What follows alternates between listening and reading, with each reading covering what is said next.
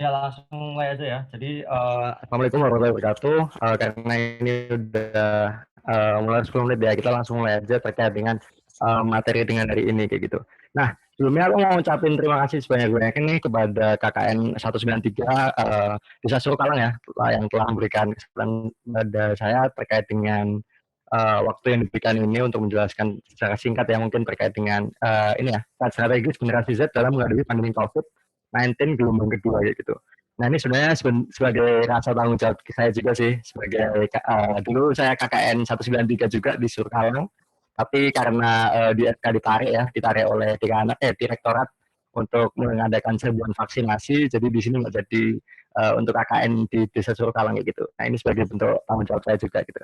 Nah langsung aja di sini juga telah hadir teman-teman saya ya, dari kedokteran juga banyak dari teman-teman saya yang telah hadir di sini juga kayak gitu, harapan bisa menambahkan apa yang akan saya sampaikan, dan juga nanti kalau ada misinformasi dari saya itu nanti harapannya bisa diluruskan kayak gitu.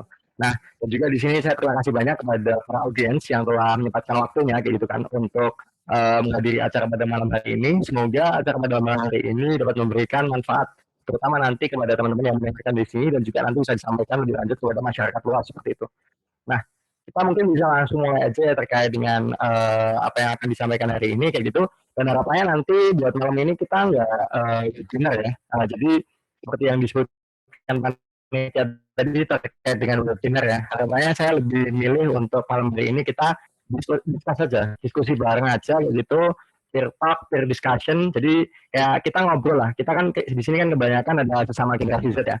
Nah, kita selama generasi Z nih, kita ngobrol aja nih kayak gitu. Kayak kita, misal kita ketemu di burjo, di apa ya, di tempat tongkrongan dan lain sebagainya sambil ngerokok, kita ngobrolin terkait dengan peran strategis generasi Z ini dalam menghadapi pandemi ini kayak gitu. Nah, harapannya kayak gitu aja. Jadi nanti izin aku menyampaikan opini aku pribadi, dan juga nanti izin menyampaikan materi-materi yang selama ini udah aku pahami, aku copywriting, dan juga nanti aku sampaikan ke teman-teman semua gitu. Nah, harapannya nanti kalau teman-teman ada yang memang tidak sependapat sama saya, atau ada mungkin sumber yang lain yang mungkin dirasa lebih valid, nanti bisa disampaikan, dan nanti kita diskusi di akhir aja kayak gitu. Oke, mungkin aku lanjut ya terkait dengan bahasan pada malam hari ini. Jadi untuk malam hari ini kita akan ngebahas terkait dengan itu tadi sesuai dengan judulnya. Jadi nanti aku akan bagi bahasannya terkait dengan 6 bahasan. Yang pertama nanti kita bahas terkait generasi Z terlebih dahulu. Nah, generasi Z itu apa sih sebenarnya, bedanya dengan milenial itu apa gitu. Baru kita nanti akan bahas terkait dengan second wave pandemi COVID. Jadi di sini kan kita sedang mengalami pandemi COVID gelombang kedua ya. Jadi dulu sempat naik dan juga sempat naik lagi, dan alhamdulillah hari-hari belakang ini turun kembali gitu. Kita akan bahas terkait dengan data aktual, kasus-kasusnya, dan juga di sini kita akan bahas tentang fakta dan data. Nah, di sini juga yang ketiga nanti kita akan bahas bagaimana pentingnya sih persepsi publik kayak gitu. Jadi bagaimana sih pentingnya pengetahuan publik, persepsi publik terkait dengan adanya COVID-19 ini begitu. Nanti sebagai strategi dalam penuntasan COVID-19 ini juga tentunya kayak gitu. Nah, nanti kita akan bahas terkait dengan hoax dan konspirasi. Dan selanjutnya kita akan bahas tentang basic knowledge ya. Jadi pengetahuan apa saja yang harus dimiliki oleh teman-teman. Terutama nanti kita sebagai generasi muda yang ada di Indonesia ini, yang nantinya kita akan menyebarkan luaskan ini informasi ini ke masyarakat gitu. Nah, selanjutnya kita akan bahas terkait dengan preventif strateginya atau strategi pencegahannya kayak gitu. Di sini aku ambil kata dari dokter Tirta ya, mangan masker gitu kan. Terus habis itu di sini yang terakhir kita akan bahas vaksin gitu. Nah, vaksin nanti kita akan bahas. Sebenarnya kita tuh ini kan ada banyak nih vaksin nih. Kita harus milih yang mana dan sebagainya gitu. Itu nanti akan kita bahas di sini ini. Nah, kayaknya habis itu nanti akan dilanjutkan diskusi dan juga mungkin tanya jawab juga ya dari. Nah, sekarang kita akan bahas pertama terkait dengan generasi dulu nih. Nah, kalau kita lihat di berita-berita kan banyak yang mendengar terkait generasi milenial gitu. Kita sering sekali mendengar di dalam berita mungkin penyampaian dari petinggi negara atau stakeholder dan sebagainya, kita sering mendengarkan terkait dengan generasi milenial gitu. Nah, mungkin kan itu udah terdengar awam ya di kuping teman-teman ya. Tapi apa sih sebenarnya bedanya generasi milenial dengan generasi Z ini seperti itu? Nah, jadi kita akan bicara terkait dengan generation theory. Jadi dulu ada seorang sosiolog yang membahas terkait dengan generation theory ini. Jadi generation theory ini tuh ngebagi generasi dari war generation dan juga after war. Jadi generasi pas perang dan juga setelah perang kayak gitu. Nah, kita langsung aja ngebahas terkait dengan generasi yang after war-nya kayak gitu kan. Nah, teman-teman mungkin udah pernah dengar baby boomer, generasi X, terus itu generasi milenial atau namanya juga generasi Y dan juga nanti generasi Z kayak gitu. Nah, itu sebenarnya kenapa kok ada generasi teori kayak gitu. Nah, sosiolog ini meneliti nih kayak gitu. Ada uh, ini nih dari rentang tahun ke tahun nih, dari mulai dari perang dan juga nanti setelah perang, artinya perang dunia satu, perang dunia kedua dan seterusnya ya, itu tuh ada suatu karakteristik yang sama gitu, antar generasi itu sebetulnya. Nah, makanya nanti di sini ada namanya generasi teori kayak gitu. Yang nanti mungkin aku akan jelaskan lebih lanjut setelah ini ya. Uh, nah, ini tuh kenapa sebenarnya penting sih aku memberikan materi terkait hal ini seperti itu. Nah, di sini kalau misalnya kita melihat dari survei yang dari BPS atau Badan Pusat Statistik, jadi di sini ada jumlah penduduk RI itu terbanyak adalah generasi Z, yang mana adalah kita-kita ini kayak gitu. Nah, di sini kalau kemarin aku melihat pendaftarnya itu 95% adalah generasi Z, yang mana di sini memegang usia yaitu adalah 11 sampai 25 tahun begitu. Karena di sini kan banyak ya berbagai pendapat terkait generasi teori dan juga di sini terkait dengan usia itu di berbagai negara itu juga beda gitu. Jadi ada usia yang di negara suatu negara itu yang generasi Z-nya itu lebih duluan, misal nanti dimulainya pada orang yang lahir pada tahun 95 atau nanti ada generasi Z-nya yang lahirnya agak belakangan gitu. Nah, itu adalah nanti tergantung dengan teori di masing-masing negara gitu. Nah, jadi kenapa kok aku ulang lagi ya? Kenapa kok misal kita penting nih bahas tentang generasi Z ini dalam penanganan pandemi COVID ini kan, kayak gitu. Nah itu tadi itu karena banyaknya generasi Z yang ada di sekitar kita gitu. Yang memakan adalah 75,49 juta kayak gitu. Lantas kita akan bedain sih apa sih sebenarnya perbedaan generasi Z dan juga generasi milenial. Jadi untuk karakteristik generasi itu tuh sebenarnya juga dipengaruhi oleh berbagai ini ya variabel. Misal nanti kita berada di suatu negara A dan lain sebagainya, mungkin di suatu negara kita dan sebagainya itu mungkin akan berbeda-beda dari generasi karakteristik suatu generasinya gitu. Yang mana itu juga dipengaruhi oleh teman sebaya, dipengaruhi oleh lingkungan, bagaimana orang tua mendidik dan lain sebagainya. Nah, kita akan bahas singkat saja seperti ini yang pada intinya adalah generasi Z ini adalah banyak terpapar oleh media digital. Karena kita sudah mulai lahir kalau kita yang mengikuti dengan Badan Pusat Statistik, generasi Z itu adalah generasi yang lahir pada tahun 1997 sampai 2015 kayak gitu. Makanya di sini kan kita kalau melihat munculnya sosial media, munculnya media-media dan sebagainya itu kan pada tahun 2000-an ya. Banyaknya maksudnya pada tahun 2000-an. Yang mana Indonesia udah bisa mengakses pada tahun itu kan. Nah, makanya di sini generasi ini cenderung merupakan generasi yang berbeda gitu dari generasi sebelumnya. Generasi sebelum generasi milenial yang di situ belum terpapar banyak sekali media digital, bahkan mungkin baru sedikit ya, atau media digital yang mungkin sederhana kayak gitu. Sedangkan kita itu lebih dari separuh hidup kita itu terpapar oleh ini nih media digital kayak gitu. Dan nanti makanya kita akan masuk ke situ dan nanti akan bahas apa sih hubungannya dan apa sih yang bisa kita lakukan sebagai generasi Z yang mana terpapar oleh media digital selama kurang lebih dari setengah hidup kita kayak gitu nanti untuk dalam menangani COVID-19 seperti itu. Next. Nah, ini aku ngebahas terkait dengan generasi Z ya, generasi karakternya ya. Itu mungkin ini sedikit saja. Di sini ada beberapa buku referensi aku, tapi di sini ada yang udah aku baca sampai selesai ya. Di sini ada guidebook kayak gitu. Nah, di sini aku ngerangkum nih terkait generasi Z ini nanti.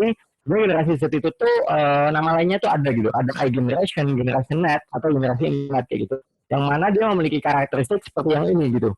Ada boundaryless. Karena di sini kan boundaryless itu menunjukkan bahwasanya kita nggak ada batasan. Karena kan sejak kecil aja kita nggak diberi batasan gitu. Dengan apa yang bisa kita akses, apa yang bisa kita temui dan lain sebagainya. Beda dengan generasi-generasi terdahulu yang mereka hanya bisa menemui apa yang mereka lihat, apa yang mereka mereka dengar dan lain sebagainya. Tapi kita dengan kemajuan teknologi dan juga modernisasi kita bisa mengakses apapun gitu, baik yang ada di dalam negeri ataupun di luar negeri gitu.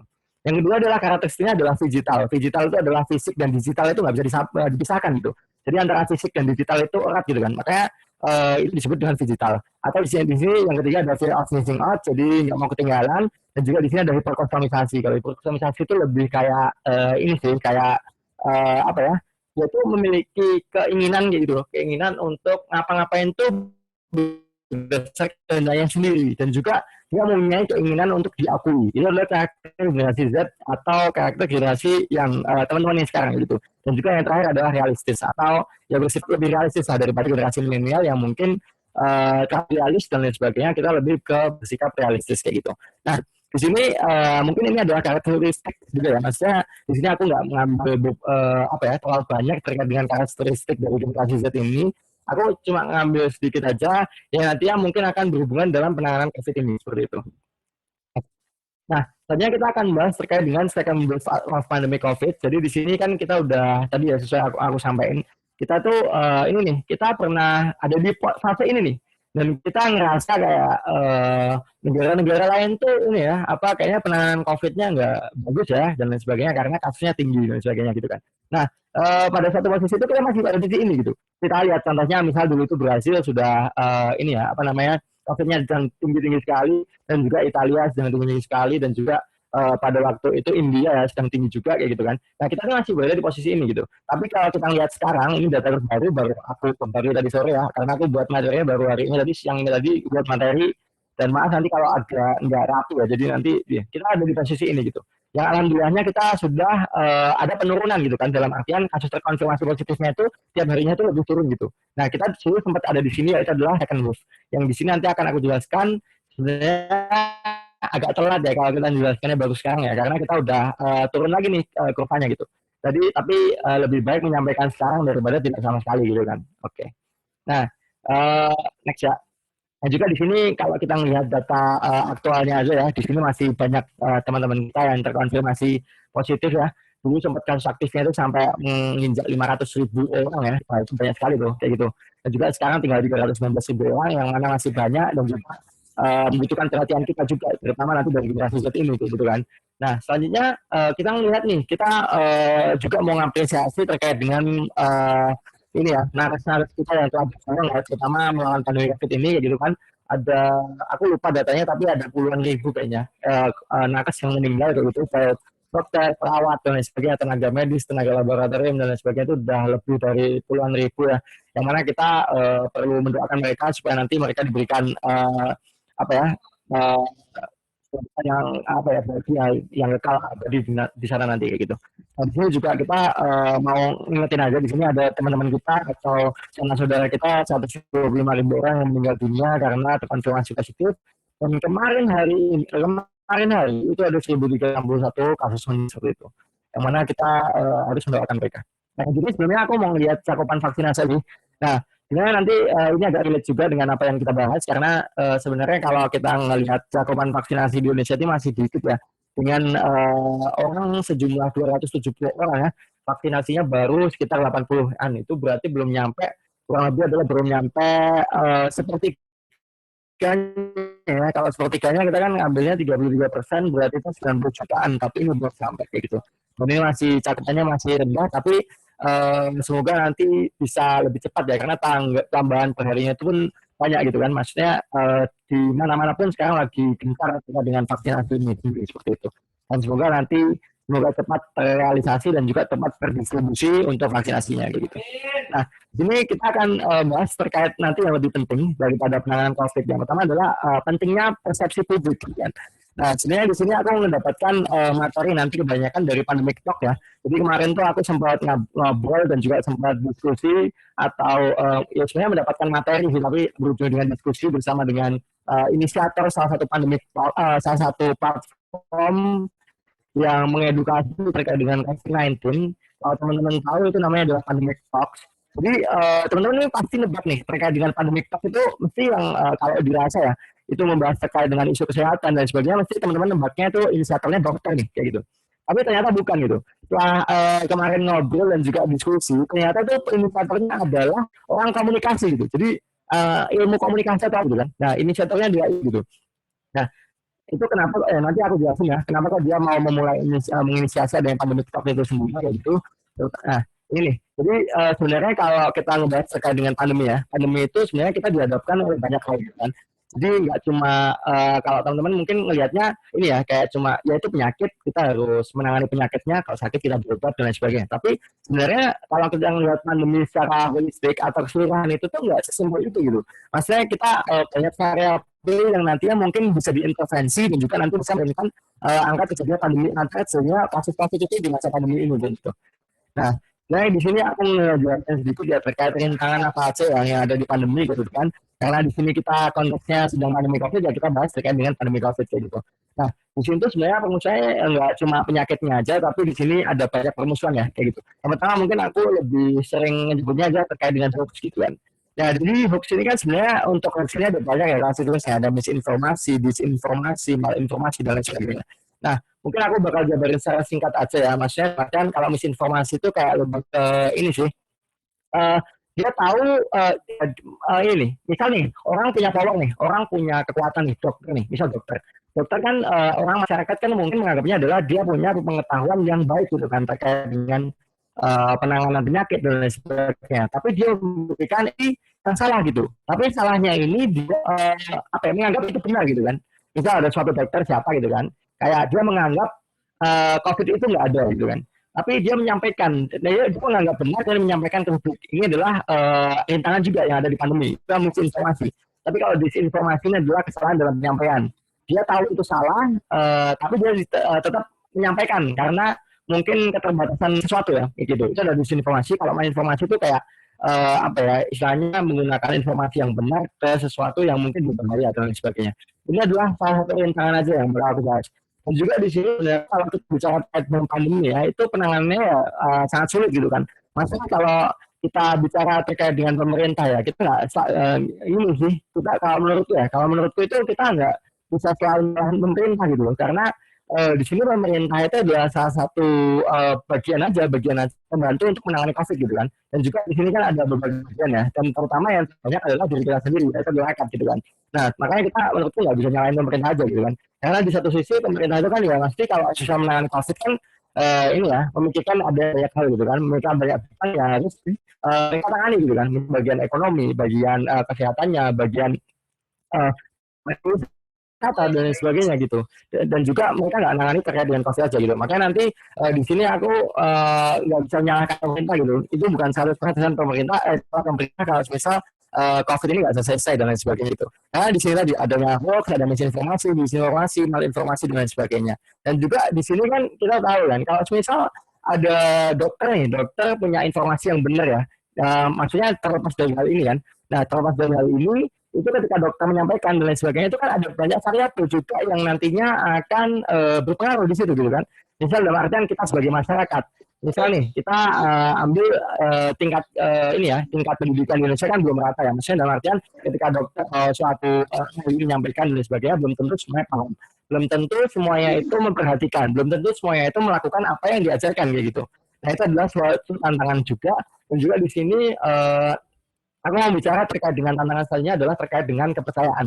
Kalau aku mau menganalisakan sebuah ini ya, kepercayaan masyarakat terhadap kepercayaan ke COVID itu kayak kita percaya kalau ada agama gitu sih. Maksudnya kalau misalnya kita nggak percaya COVID itu ada, ya kita bakal menjalankan syariat-syariatnya gitu kan. Nah, analoginya kalau aku minta agama gitu sih. Nah, itu yang perlu diintervensi di awal sebagai kita generasi yang mana kita menggunakan apa ya, kita referensinya ya, dari satu buku kan tadi kan adalah festival ya, nggak bisa dipisahkan dari digital ya. Nah, kita bisa intervensi di sini nih kayak gitu. Kalau nakes kita mengintervensi atau memberikan penanganan pada bagian hilirnya, kita bisa melakukan penanganan pada bagian hulunya ya gitu. Dengan memberikan edukasi, dengan meng-share sesuatu yang emang valid, dengan meng-share sesuatu yang emang bukan hoax atau membantah hoax dan lain sebagainya. Itu nanti yang bisa kita lakukan kayak gitu. Dan juga aku memasukkan ini tabel, ini ada diagram Maslow. Ini kalau orang psikologi mesti paham ya kayak gitu kan. Nah, sebenarnya aku kenapa masukin ini kan, sebenarnya balik lagi ke tadi, jadi pemerintah nggak bisa selalu kita salahin dalam penanganan pandemi COVID ini, itu karena gimana ya, sebenarnya kalau misal ahli memberikan suatu statement, memberikan suatu info dan lain sebagainya.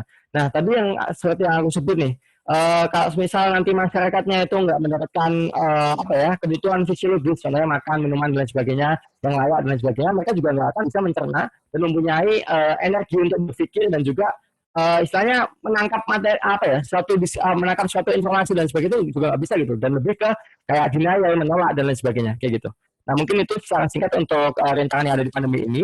Dan juga di sini aku mau ini ya, menyampaikan ulang terkait dengan materi yang disebutkan oleh inisiator pandemi talk tadi, ada Mas Firza tadi.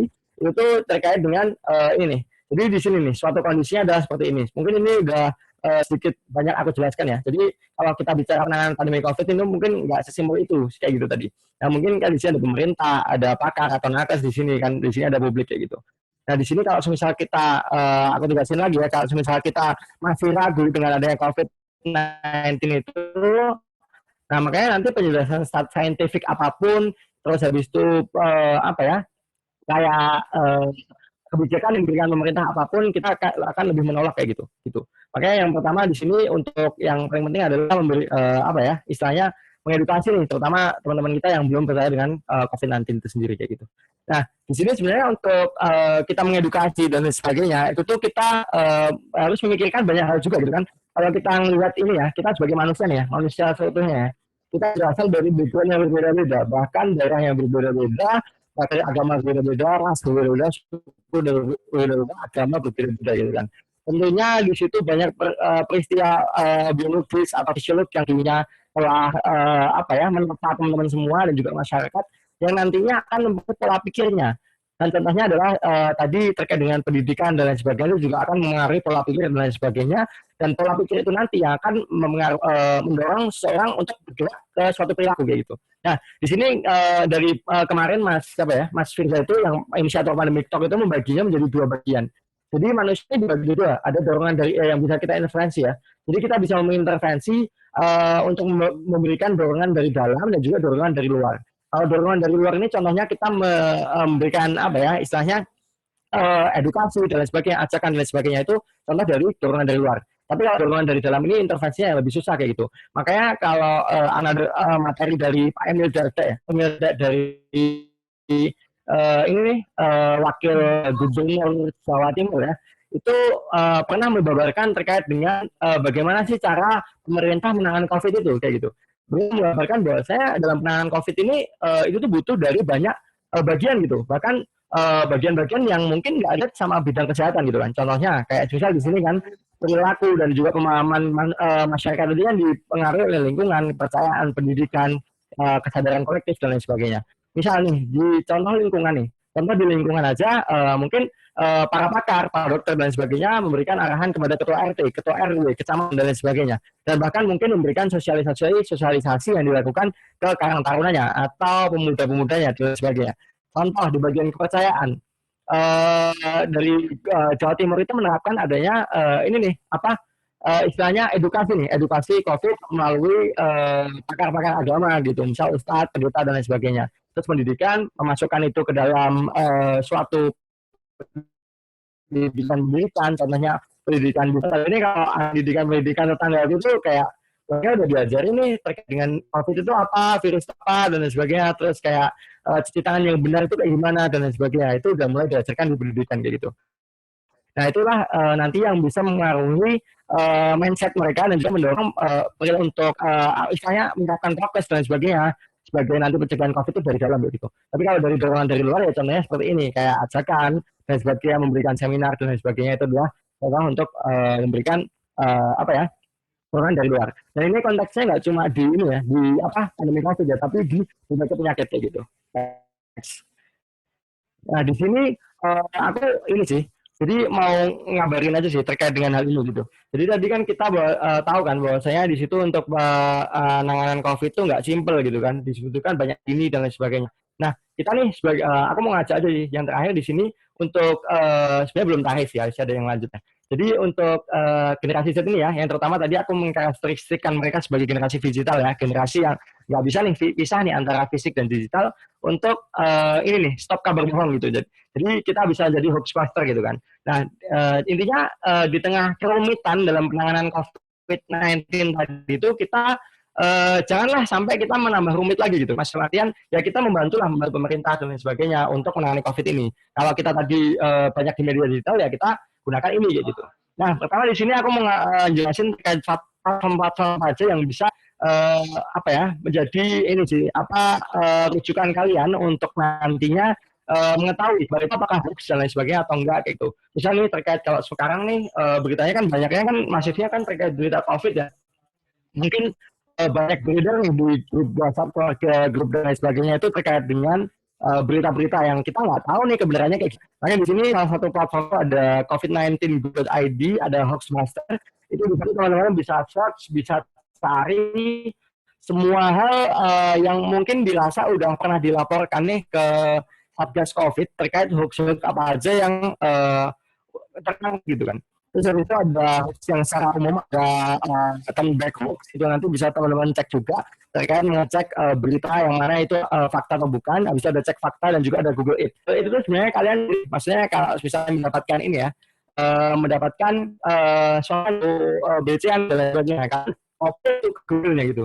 Nah, dengan algoritma dari Google itu Google pasti akan mendeteksi gitu kan apakah itu nanti setiap katanya itu nanti akan terdeteksi dan itu apakah nanti ada suatu situs atau suatu lembaga yang pernah menyatakan bahwa saya itu hoax atau enggak itu nanti bakal kedetek kayak gitu. Nah ini kenapa aku menyuruh terkait dengan hal ini jadilah hoax buster dan lain sebagainya ya karena itu tadi sekali lagi penanganan itu runyam dan sulit. Nah, kita sebagai generasi Z yang punya peran andil nih, dan juga kita merupakan yang nih di Indonesia ya, yang ada 27%, itu kita sebisa mungkin tidak memperunyam gitu. Jadi kita memberikan kabar, yang kabar itu berdasarkan fakta, kalau ada hoax dan sebagainya, kita apa ya, kumpas tuh hoaxnya kayak gitu. Dan juga itu diharapkan adalah cross-check berdasarkan ada ya gitu kan. Misalnya dari dokter di Instagram yang mungkin sudah apa ya verified terkait dengan keilmuannya. Next. Nah, tadinya aku bakal bahas terkait dengan basic knowledge apa. Nah, mungkin ini secara singkat aja karena ini cukup runyam ya, cukup sulit juga ya untuk dijelaskan. Jadi di sini kita perlu ini nih, mengetahui lagi nih bahwasanya COVID itu ada gitu. Jadi nanti kalau misal teman-teman masih nggak percaya COVID itu ada, ya statement yang unik atau statement yang merasa bahwasanya teman-teman itu benar, COVID itu nggak ada, nanti silakan didiskusikan di belakang. Kalau bisa nanti aku akan menjawab pertanyaan-pertanyaannya. Kalau nggak bisa nanti mungkin dari teman-teman aku dari kedokteran yang akan bakal menjawab gitu. Nah, kita bakal ngebahas terkait ini dulu nih. Jadi COVID itu kan sebenarnya ini ya. Kalau kita nyebut COVID itu berarti kita merujuk pada penyakitnya gitu. Misal nih orang ada gejala dan juga dia terkonfirmasi positif, berarti dia COVID gitu. Tapi kalau kita bicara terkait dengan virusnya itu namanya SARS-CoV-2 kan. Nah kayak gitu. Nah nanti jadi teman-teman bisa bedain ya. Jadi di sini untuk terkait dengan COVID sendiri itu sebenarnya gejalanya bermacam-macam ya. Jadi kalau misal kita bahas terkait dengan sains, bahas terkait dengan kedokteran itu kita nggak bisa hitam putih gitu. Misal nih, aku ini nih apa namanya? Aku nggak punya uang nih, gejalanya pusing dan lain sebagainya. Itu kan bisa juga. Aku COVID nih, gejalanya pusing dan lain sebagainya. Itu kan juga bisa juga gitu. Jadi kalau sains itu nggak ada hitam putih apa ya? Istilahnya kayak hitam putih nih. Misal kalau COVID gejalanya pasti ini. Kalau misal nanti penyakit lain gejalanya pasti ini dan lain sebagainya. Tapi nggak kayak gitu tuh. Ini aku mau jelasin di awal karena ya kita dengan memahami suatu penyakit dan lain sebagainya itu kita nggak apa ya cuma ngapalin aja gitu, ngapalin aja terkait dengan COVID gejalanya apa dan lain sebagainya. Tapi kita juga belajar terkait dengan bagaimana sih sebenarnya bisa terjadinya suatu gejala itu kayak gitu. Dengan adanya SARS-CoV-2 yang masuk ke tubuh kita, nah, terus habis itu melekat di reseptor yang ada di tubuh kita dan lain sebagainya sampai munculnya suatu gejala di mana itu kita pelajari gitu. Jadi sekali lagi ya, jadi kalau misalnya teman-teman masih bingung nih, sebenarnya gejala COVID itu apa sih kayak gitu? Oh dari sumber-sumber yang lain dan lain sebagainya itu beda-beda gitu kan. Nah itu nanti ini nanti lebih ke ini aja sih kayak kita ada datanya itu adalah berapa sering gejala itu terjadi pada pasien COVID dan lain sebagainya kayak gitu. Nah, pada intinya kan ini kan apa namanya kayak misal apa ya COVID-19 itu kan ada juga yang asimptomatik. Kita baginya ada asimptomatik atau tidak bergejala, ada juga yang bergejala dan lain sebagainya. Kalau gejala pun kita ada gejala ringan, gejala sedang dan gejala berat gitu. Nah, di sini aku mau jelasin sedikit ya terkait dengan bagaimana sih sebenarnya virus itu bisa sampai ke dalam tubuh kita dan lain sebagainya sehingga nanti dengan adanya dasar ini kita nanti bisa paham terkait dengan vaksinasi kayak gitu. Nah, sebenarnya kalau misalnya kita bicara virus ya, virus kan ukurannya sangat kecil ya, bahkan lebih kecil dari bakteri yang kita nggak bisa mendeteksinya kayak gitu. Nah, sebenarnya kenapa sih kalau misal di sini kita pemerintah sebenarnya dan lain sebagainya itu menggalakkan terkait dengan perintah untuk prokes dan lain sebagainya kayak gitu kan. Nah, padahal kalau kita melihat dan lain sebagainya bahwasanya lebih dari 80% gejala COVID itu kan gejala ringan gitu kan. Tapi kok kenapa sih pemerintah apa sih kayak masih aja ngurus apa ya, minta buat prokes, minta buat ada PPKM dan lain sebagainya kayak gitu kan. Nah, sebenarnya jawabannya adalah sesimpelnya adalah mungkin itu banyak pemikiran kayak gitu dari kita ya, maksudnya dari generasi Z ini ya. Tapi kita nggak lihat nih dari generasi-generasi yang ada di sebelum kita nih. Kayak misal generasi X, generasi milenial, generasi baby boomer dan lain sebagainya, yang mana itu kan mereka sekarang kan sedang di usia-usia rentan ya, atau usia-usia tua ya. Yang mana kalau misal mungkin nih kalau COVID-19 itu ada pada kita, mungkin gejalanya ringan aja gitu. Kayak misal kayak gejala flu dan lain sebagainya. Tapi kalau misal kita melihat pada orang-orang yang dengan mungkin usia tua renta atau lebih dari 6 tahun dan lain sebagainya, itu kebanyakan lebih dari 80% adalah gejala berat kayak gitu. Nah, itu kenapa sih misal pemerintah itu pengen sih adanya fokus dan lain sebagainya untuk mencegah adanya kematian itu kayak gitu kan. Kematian terutama generasi-generasi yang emang di sini tuh udah rentan gitu kan, rentan buat penyakit dan rentan sampai kepada tahap kematian gitu. Gitu sih sebenarnya. Jadi minta tolong aja lah, kita generasi yang memang kita ya masih awal-awal ya, tolong jangan egois aja lah gitu kan. Kita di sini hidup nggak sendiri kan, walaupun kita terbanyak di Indonesia, tapi kita hidup nggak, masih ada generasi-generasi sebelum kita, bahkan ada generasi yang dari generasi war ya, yang teman-teman usia lebih mungkin yang masih hidup 90 tahun ke atas, yang mana kehidupan setiap manusia itu kan penting kan. Kita nggak bisa sepelekan satu persatu. Makanya di sini kok ada pengebutan atau terkait dengan edukasi yang terlalu masif terkait dengan COVID itu ya karena itu kayak gitu. Nah, di sini kita bahas terkait dengan COVID itu sendiri kan. Jadi kalau kita bahas terkait dengan COVID itu sendiri kan, kita ini nih apa namanya bahas terkait dengan dia menempel nih. Dia kan virus ya, dia virus. Di sini tuh kita punya suatu reseptor nih di dalam tubuh kita. Nah, kebanyakan virus COVID itu dia menempelnya pada reseptor S2 atau ya S2 lah. Dan mana S2 itu nggak cuma ada di satu organ aja, tapi ada banyak di banyak organ gitu.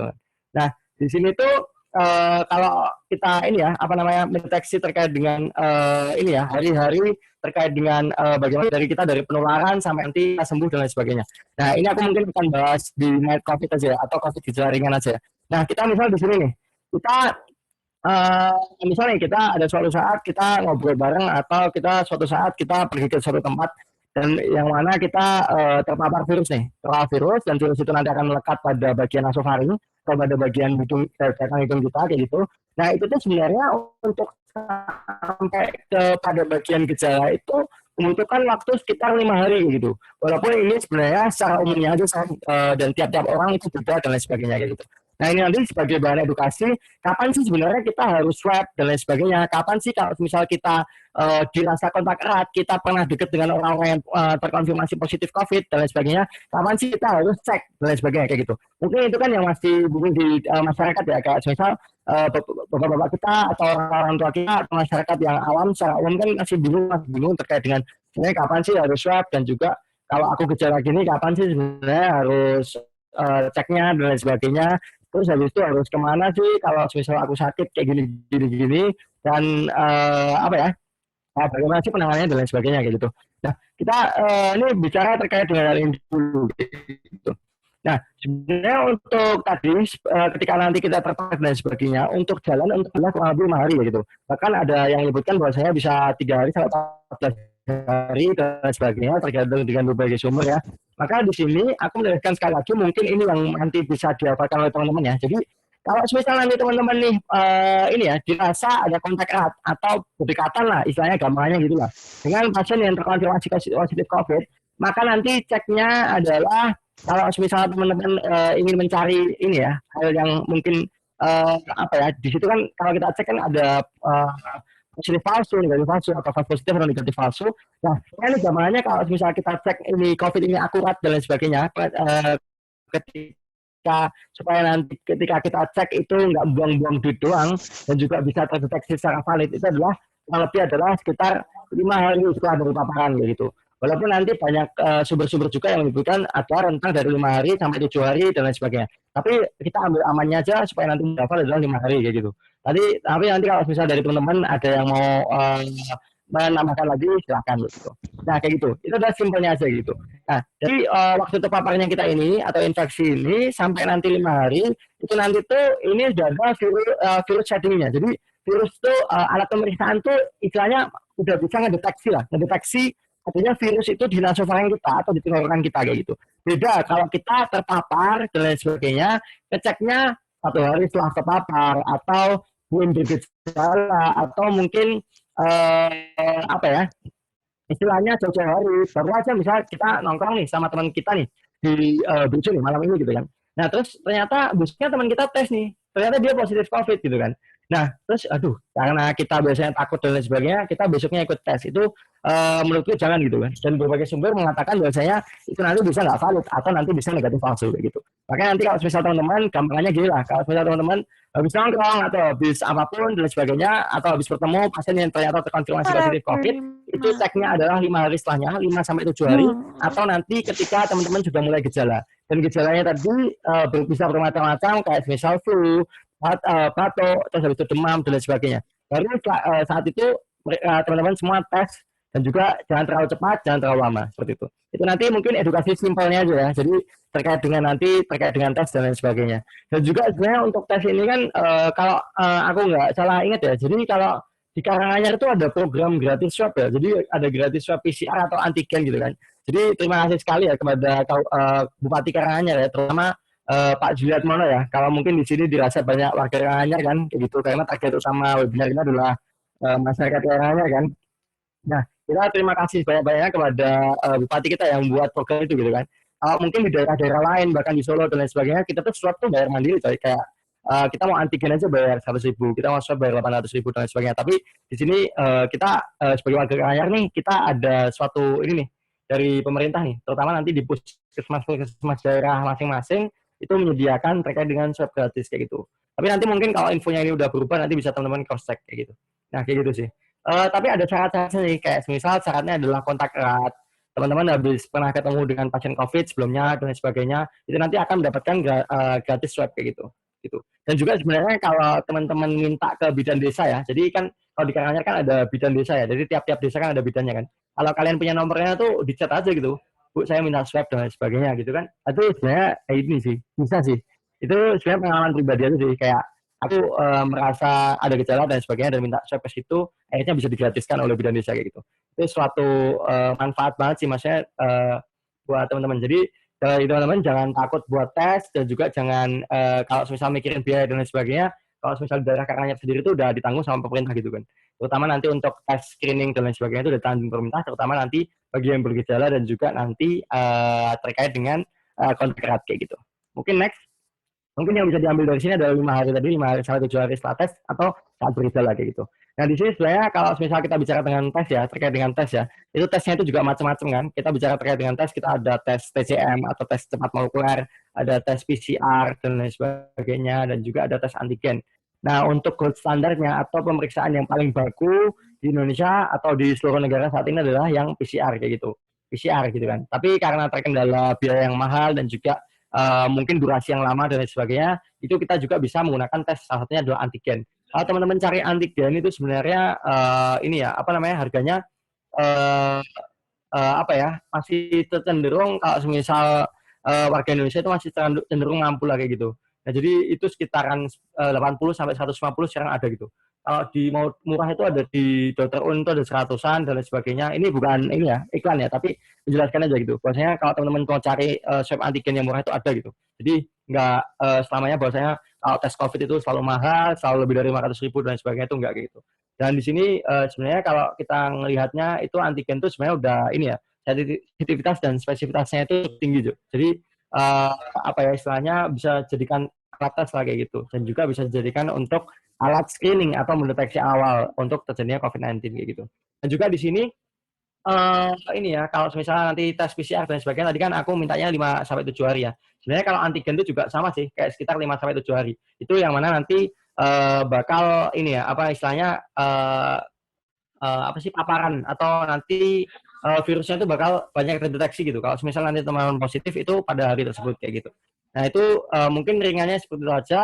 Dan juga kalau teman-teman nyari tes antibody sekarang mungkin udah jarang ya. Dan juga sekarang bukan digunakan untuk pemeriksaan lagi gitu. Makanya di sini nanti kalau misal teman-teman misal ada gejala dan lain sebagainya, dirasa membutuhkan tes dan lain sebagainya, itu nanti silakan untuk memilih tes, bisa antigen, bisa nanti PCR dan lain sebagainya. Untuk pilihannya adalah 5 sampai 7 hari setelah terpapar atau saat nanti sudah bergejala, itu silakan tes.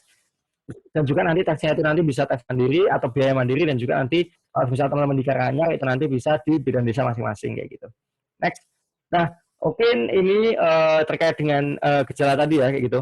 Nah, di sini mungkin sebuah informasi aja sih kepada teman-teman, kalau misal di sini kan kita ngebagi nih COVID ini ada gejala ringan, gejala sedang, gejala berat kayak gitu. Mana sih sebenarnya yang harus teman-teman tahu dan harus segera dibawa ke rumah sakit dan sebagainya, atau keadaan emergensi lah gambarnya kayak gitulah. Kayak gitu.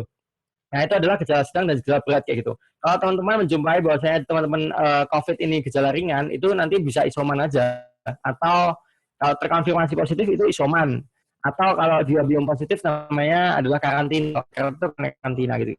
Tapi istilahnya sama aja lah. Istilahnya pada intinya isoman dan juga karantina itu kan intinya adalah ini kan, menjauhi kerumunan kan, dan juga berusaha untuk istilahnya adalah ini ya, ya istilahnya menjauhi kerumunan supaya nanti kita nggak menularkan, dan kalau misalnya kita belum tertular supaya nanti kita nggak tertular kayak gitu. Itu ada gejala ringannya, dan juga nanti kalau teman-teman menemui gejala sedang dan gejala berat atau gejala kritis, itu nanti silakan segera bawa aja ke vaskes kayak gitu. Nah, di sini sebenarnya kok ini mungkin bahasanya terlalu kedokteran sekali ya, maksudnya kalau teman-teman masih bisa mencerna terkait dengan bahasa yang ada di sini. Mungkin ini kalau sedang gampangannya kalau teman-teman ini ringan dulu ya, maksudnya mencium bau ya, bukan mencium pasangan ya. Jadi mencium bau itu terus habis itu kayak kepala, mual, muntah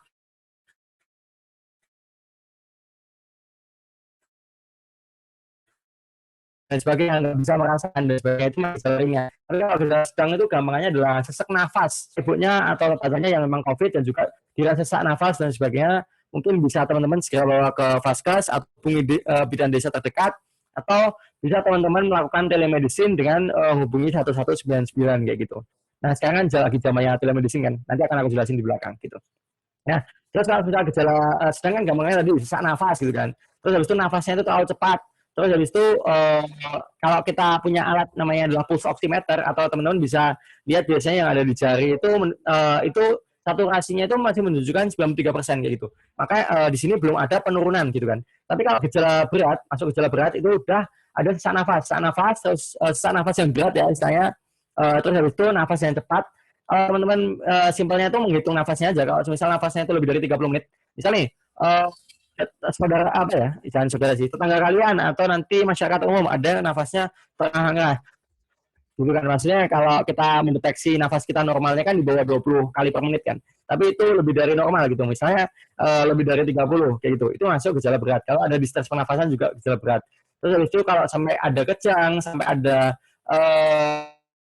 kelemahan, ada istilahnya tangan atau sesuatu yang nggak bisa digerakkan, notabene nanti mengarah ke gejala neuro ya atau saraf ya, itu nanti lebih ke gejala kritis kayak gitu. Itu nanti bisa untuk gejala sedang, gejala berat, dan jika kritis itu nanti bisa teman-teman bawa ke vaskes atau segera minta penanganan dari vaskes atau bidan desa terdekat kayak gitu.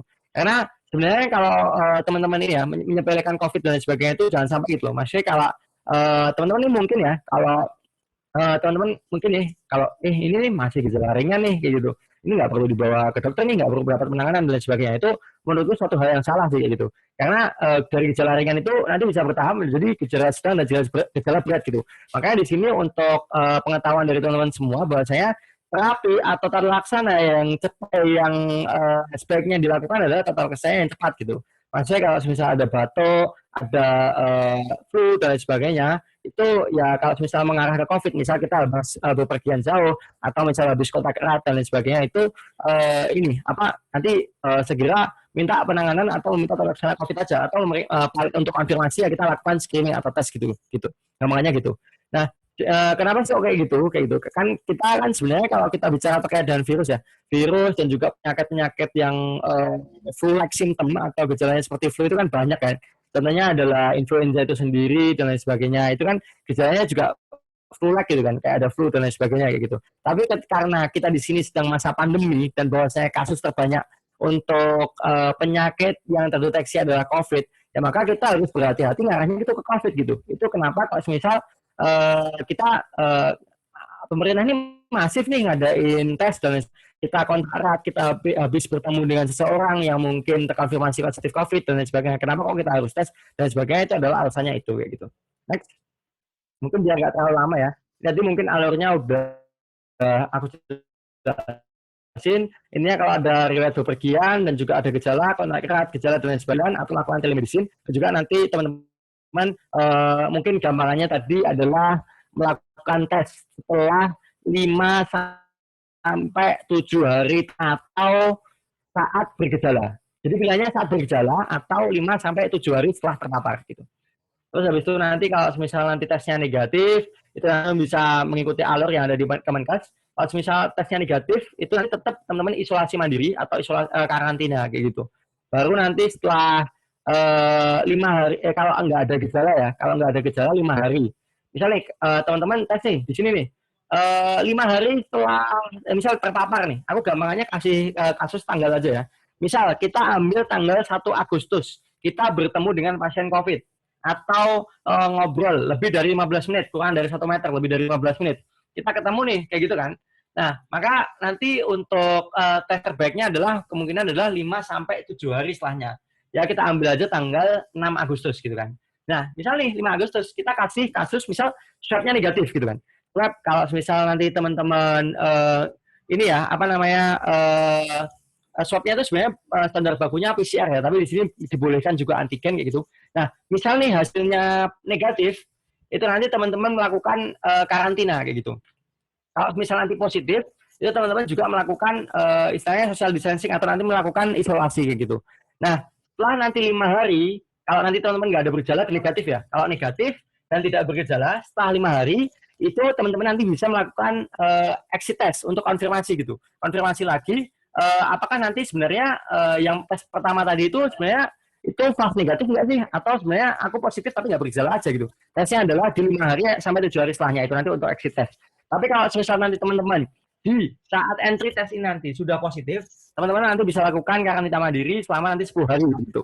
Ada pedoman baru yang menunjukkan 7 hari, tapi aku lebih menyarankan untuk yang 10 hari. Kalau teman-teman bergejala, itu nanti 10 hari, gejala ringan ya, 10 hari, terus nanti saat 10 hari itu nanti sudah, ketika sudah 10 hari isoman, setelah itu nanti teman-teman nggak perlu tes lagi. Tapi kalau teman-teman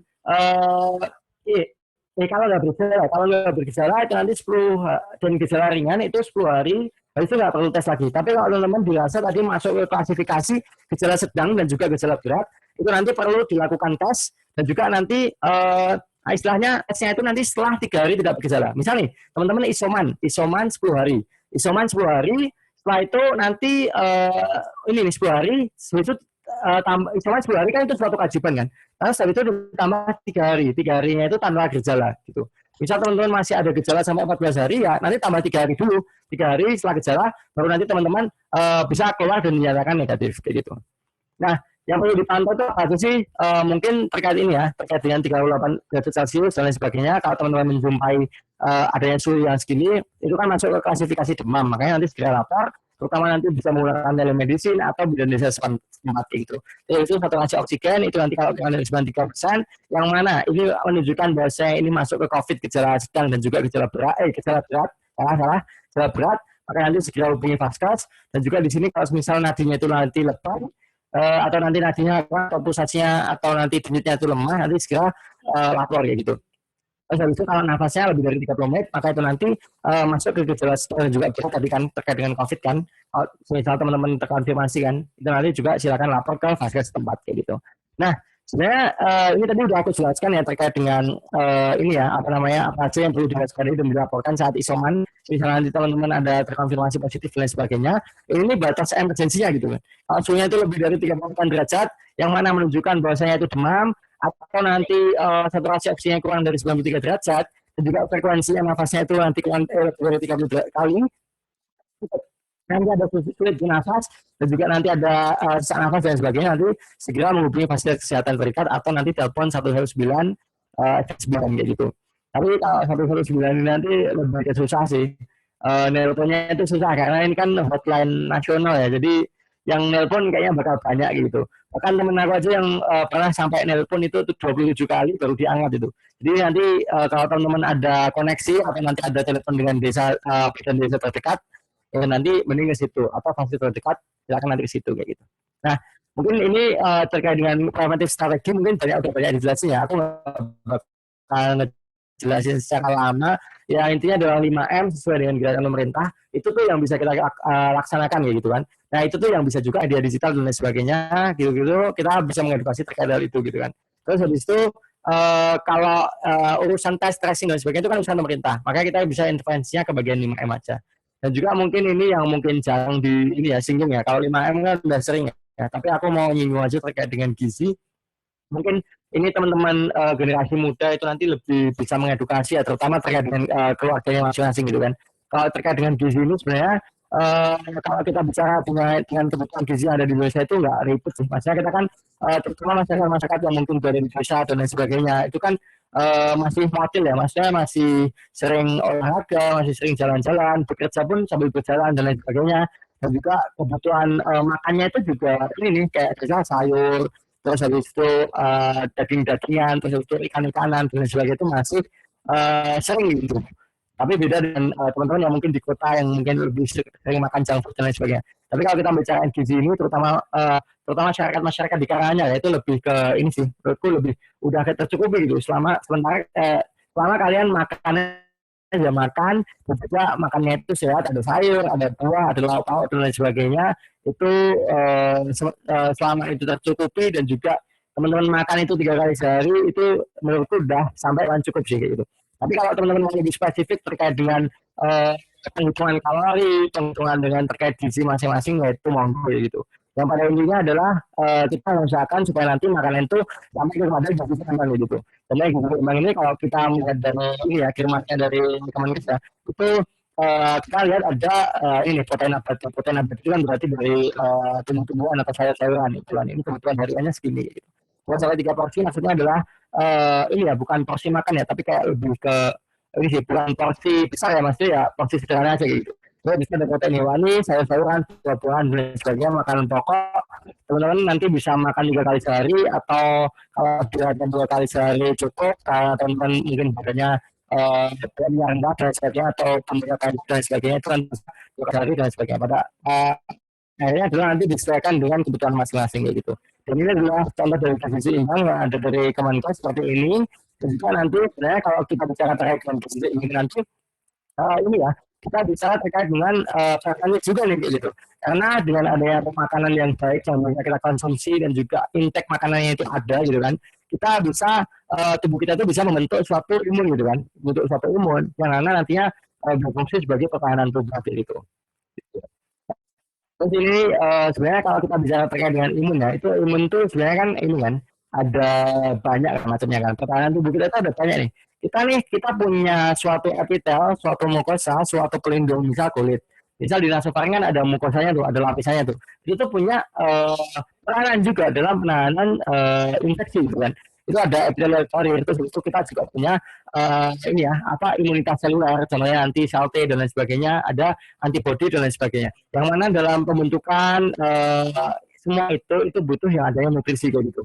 Makanya bener ya kalau misal kita lihat edukasi dokter Tirta kan terkait dengan mangan masing gitu kan. Itu sebenarnya bener kan. Kalau kita nggak makan ya kita nggak bakal bisa mencukupi kebutuhan untuk tenaga kita, kebutuhan untuk berpikir kita, kebutuhan untuk membentuk sistem imun dan sistem pertahanan tubuh kita gitu. Makanya di sini pentingnya untuk gizi seimbang gitu.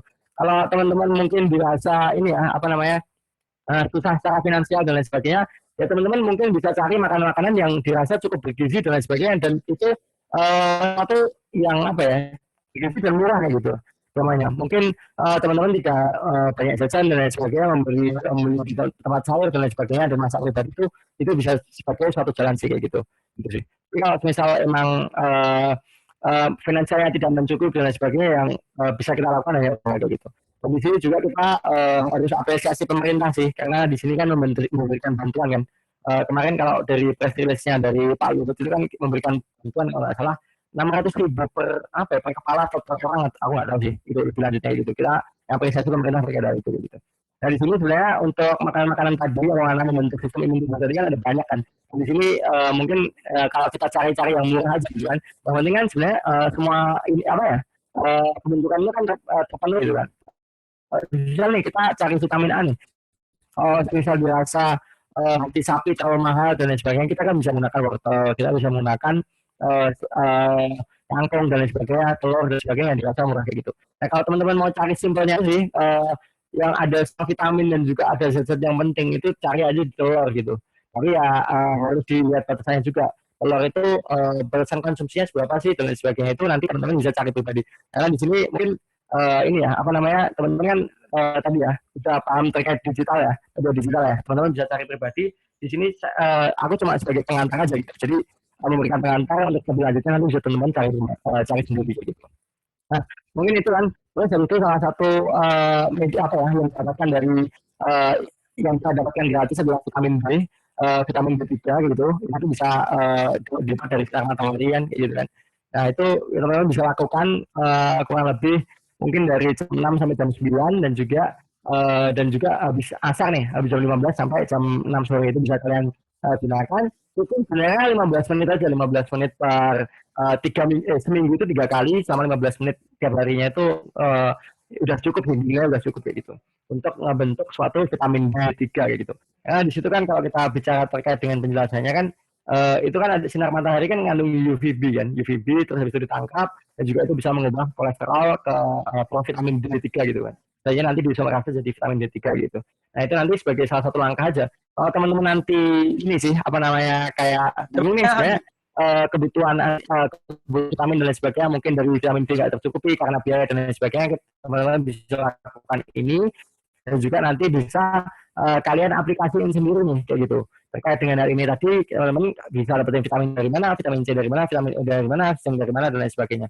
Yang mana teman-teman bisa ngedukasi kepada ibu bapaknya atau masyarakatnya terkait dengan pemilihan menu selama masa pandemi ini kayak gitu. Nah, mungkin itu aja ya terkait dengan presentifnya. Tadi 5M udah mungkin sering dibahas dan teman-teman bosen dan juga di sini mungkin gizi sedikit aja dan juga di sini ngomongin terkait dengan ini kayak gitu.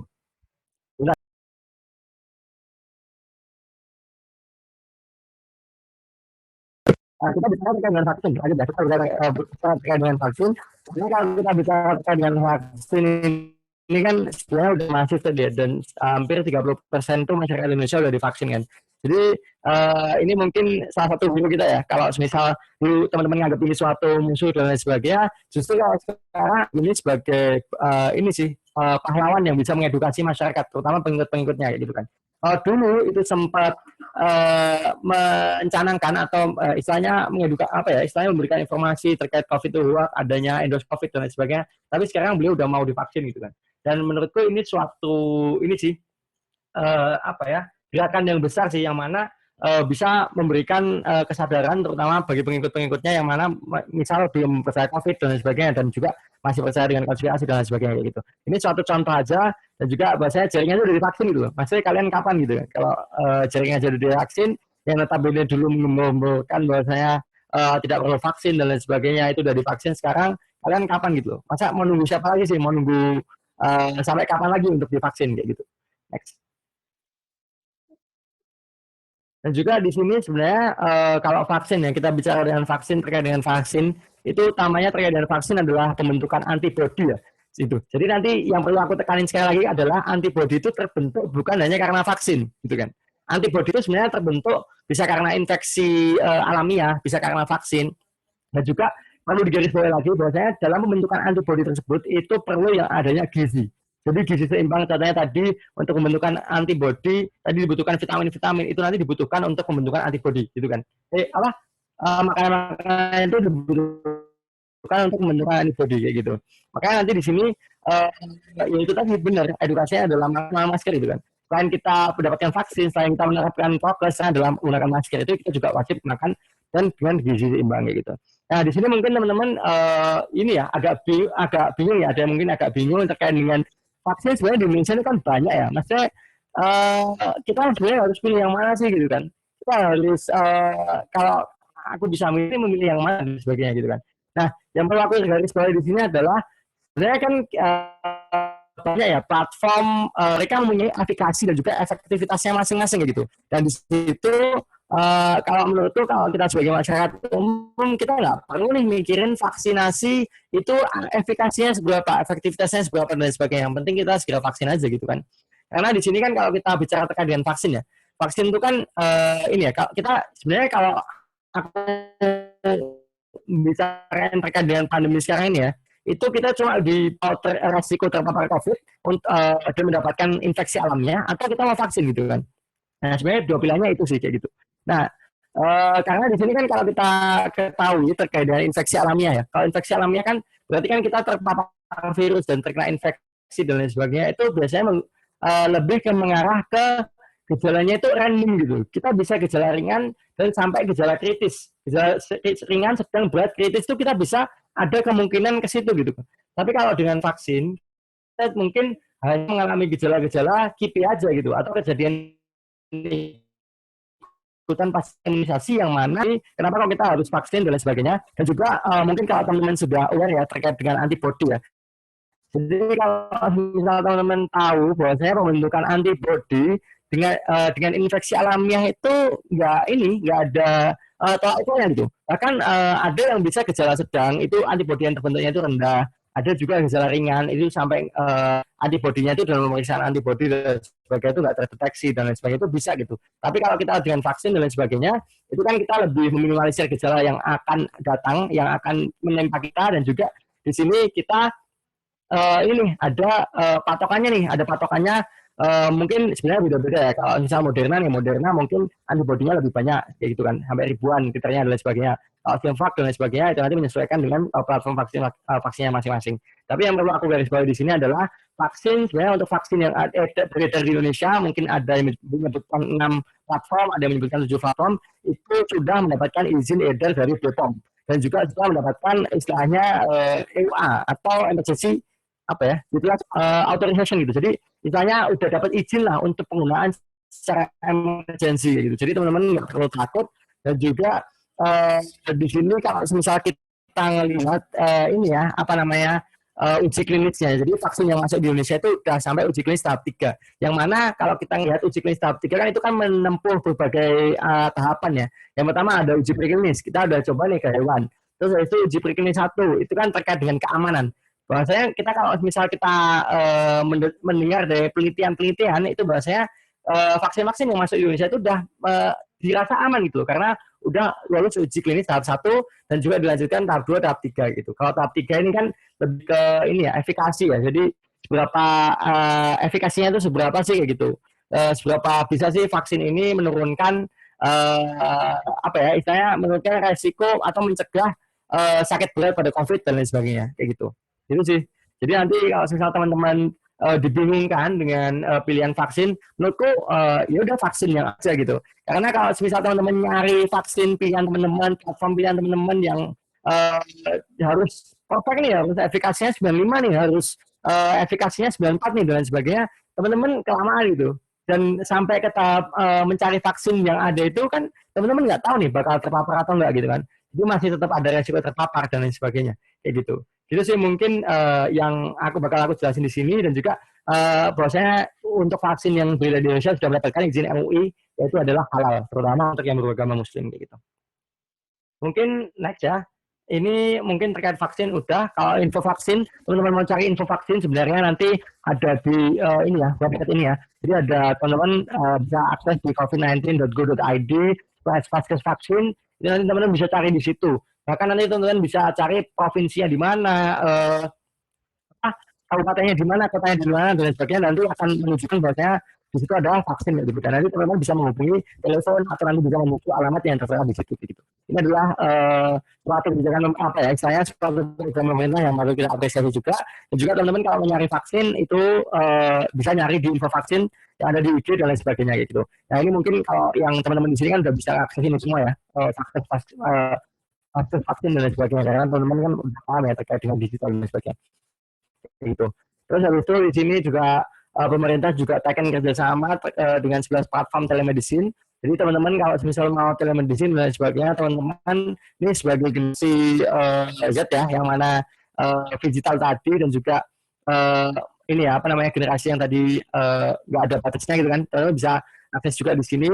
Terutama nanti kalau misal teman-teman Karang Taruna mungkin bisa mengadakan program dan sebagainya telemedicine yang dihubungkan suatu vaskes atau suatu dokter, pelayanan klinik tertentu dan lain sebagainya itu bisa kayak gitu. Nanti tergantung dengan teman-teman mau inovasi di mana kayak gitu kan. Nah terus habis itu ini adalah sebuah platformnya kayak gitu. Nah kalau misal aku melihat berita kemarin di Juli itu ini sudah gratis ya, gratis. Terutama nanti untuk konsultasi dokter, PCR, terus habis itu ada paket obat juga yang gratis, di teman-teman bisa akses di sini. Tapi kalau Juli kemarin baru di DKI Jakarta, tapi kalau sekarang nggak tahu udah sampai mana, kayak gitu. Nanti teman-teman bisa cari sendiri ya. Terus habis itu bisa juga kalau info penanganan itu nanti bisa cari di web atau Instagram Dinkes setempat. Kalau teman-teman di apa ya di Kabupaten Karanganyar itu nanti teman-teman bisa cari di IG-nya Dinkes Karanganyar. Di Dinkes Karanganyar itu nanti di situ ada highlight yang menjelaskan terkait dengan aduan. Jadi nanti teman-teman bisa ngecek di situ ya. Bisa ngecek di situ dan juga mengadu ke situ gitu. Jadi di kontak aduan itu nanti akan ada nama dan juga kontak dari setiap puskesmas kayak gitu. Jadi kalau teman-teman dirasa ada tetangganya atau masyarakat umumnya yang memang dirasa ada gejala yang COVID yang mengarah ke gejala sedang dan juga gejala berat bisa segera ditangani dengan menghubungi masker terkait kayak gitu. Nah ini adalah salah satu contoh lainnya. Ini ada layanan telemedicine, yaitu ada layanan isoman. Dan nanti bisa cek juga di isoman.kes.go.id dan index.ml. Itu nanti di sini ada juga bagian obat dan lain sebagainya yang teman-teman bisa akses kayak gitu. Nah pada dasarnya di sini kenapa kok aku lebih banyak ke sini ya? Maksudnya memberikan platform-platform digital ya. Jadi di sini sesuai dengan karakteristik generasi kita dan juga kita kan mempunyai pemahaman terkait dengan teknologi, media digital dan lain sebagainya yang mungkin kebanyakan adalah lebih daripada generasi-generasi sebelum kita. Ada generasi generasi milenial dan lain sebagainya mungkin yang penggunaan dalam artian penggunaan platform, kalau penggunaan media digital itu masih kurang mumpuni dan juga masih kurang istilahnya masih kurang mampu gitu loh. Gitu. Makanya nanti aku ngasih tahu di sini, ngasih tahu platform-platformnya apa dan juga nanti teman-teman untuk gerakan teman-teman nanti teman-teman bisa mengedukasi atau membantu terutama nanti membantu orang tua kita dan juga masyarakat yang mungkin tidak terlalu paham terkait dengan media digital gitu. Gitu. Mungkin ini tadi ada ini ya websitenya nanti mungkin materinya bakal dibagi oleh panitia ya nanti aku kasih panitia mungkin bisa di-share terus habis itu nanti di sini ada Siranap juga kalau Siranap ini nanti lebih ke mendeteksi nih kalau teman-teman nanti gejala ringan gejala sedang gejala berat atau gejala kritis dan merasa dibutuhkan dirawat kayak gitu nanti teman-teman bisa cek di sini untuk ketersediaan bednya kayak gitu nanti teman-teman bisa cek apakah nanti pasiennya non covid atau covid dan sebagainya itu nanti ada di Siranap ini gitu nanti terkait dengan provinsi mana kota mana itu nanti teman-teman bisa seleksi dan juga nanti bisa melihat mana sih yang tersedia mana sih bednya ada berapa sih dan lain sebagainya kayak gitu sih mungkin itu ya kita aja ini daftar pustakanya dan juga nanti mungkin di sini aku akan memberikan suatu closing statement ya. Jadi closing statementnya tadi kita nih sebagai generasi digital nih kalau tadi kita ada karakteristik seperti itu kayak gitu kan contohnya adalah digital dan juga tadi ada tanda batasan kayak gitu dan juga tadi ada apa lagi ya FOMO dan lain sebagainya kayak gitu. Makanya kita sebagai generasi yang seperti itu kita bantu nih masyarakat kita yang mungkin tidak terlalu paham terkait dengan teknologi dan lain sebagainya dan mereka berbantuan kita di masa digital ini yang mana semua serba online dan lain sebagainya kayak gitu. Dan juga di sini mau menambahkan lagi ya terkait dengan ini ya apa namanya FOMO tadi ya. Kalau FOMO kan kita kan biasanya kan kita kepo nih terkait semua hal nih. Nah makanya kalau misalnya keponya sekarang ya keponya terkait dengan COVID aja gitu. Kita banyak kepo terkait dengan COVID sehingga nanti teman kita bisa membantu masyarakat dan juga nanti membantu pemerintah dalam memulihkan adanya pandemi COVID ini kayak gitu. Dan aku mau mencanangkan lagi bahwa saya kalau misal penanganan COVID ini tangannya nggak ada di pemerintah aja tapi butuh dari masyarakat sekitar juga gitu. Dan juga maka nanti di sini aku ngajak teman-teman semua buat memberikan pola apa ya, istilahnya memberikan ininya tenaganya dan sebagainya, pikirannya dan sebagainya untuk membantu pemerintah dalam penanganan COVID dan juga masyarakat dalam menghadapi COVID ini gitu. Nah pada akhirnya kan teman-teman kan juga mau kan apa negara ini kembali normal kan kayak misal di negara-negara luar yang sudah bisa copot masker, sudah bisa apa ya istilahnya ini kan apa namanya kayak sudah bisa apa ya nongkrong-nongkrong dan sebagainya tanpa masker dan sebagainya. Nah, oleh karena itu kalau aku saranin sekarang ya selain dengan 5M dan juga tadi dengan apa ya istilahnya kayak menerapkan prokes dan sebagainya membantu pemerintah mensosialisasikan dan sebagainya kita segera vaksin gitu. Karena vaksin itu kan tujuannya adalah membentuk immunity kan pada akhirnya kan. Herd immunity atau yang namanya adalah imun komunitas gitu kan. Dengan adanya imun komunitas ini kita bisa istilahnya kalau kita sendiri ya benefit apa sendiri yang bisa kita dapetin contohnya adalah kita bisa mendapatkan antibodi dan lain sebagainya itu sehingga nanti kita kalau misal terpapar itu bisa nyari lebih ringan dan nggak sampai gejala berat. Terus kita juga bisa apa yang mendapatkan sertifikat dan sebagainya kalau misalnya dibutuhkan untuk kebutuhan kerja, kebutuhan perjalanan dan sebagainya itu masih bisa. Dan juga kalau untuk manfaatnya untuk masyarakat ya kita bisa melindungi masyarakat-masyarakat sekitar yang sekiranya rentan dan dimungkinkan sampai menuju kematian kalau misalnya nanti mendapatkan COVID kayak gitu.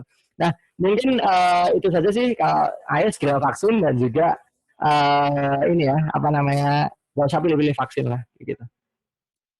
Mungkin itu aja ya. Jadi yang bisa disampaikan ya, karena udah lama juga. Selanjutnya kita mari berdiskusi ya. Kalau ada pertanyaan seputar tadi, mau nanti bisa ditanyakan. Dan kalau ada teman-teman aku yang mau menambahkan terkait dengan hal-hal yang mungkin aku misinformasi dalam penyampaiannya dan lain sebagainya, mungkin bisa ditambahkan oleh teman-teman. Mungkin dari aku cukup sekian. Terima kasih. Wassalamualaikum warahmatullahi wabarakatuh. Dan sampai jumpa di masih diskusi ya. Oke. Mungkin bisa kembali ke Mbak Moderator. Oke. Makasih ya Muana. Sama-sama. Yuk, lanjut. Oke, selanjutnya kita akan memasuki sesi tanya jawab ya teman-teman semua. Kepada para peserta dipersilahkan mengajukan pertanyaan dengan menyebut nama atau dapat ditulis di chat box atau open mic untuk menyampaikan pertanyaan ya. Bisa raise hand terlebih dahulu. Mungkin 2 pertanyaan ya. Hana. Siap. Atau teman-teman yang mau menambahkan juga. Oke, gitu. Boleh untuk yang mau menambahkan ya teman-teman. Itu ada Ahmad Rizky Ramadan tuh yang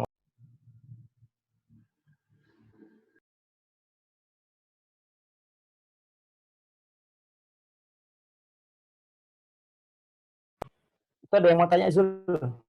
Ada yang mau tanya tuh.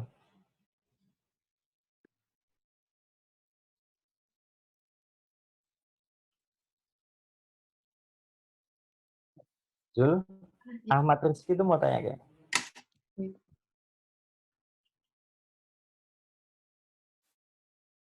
Ahmad Rizky.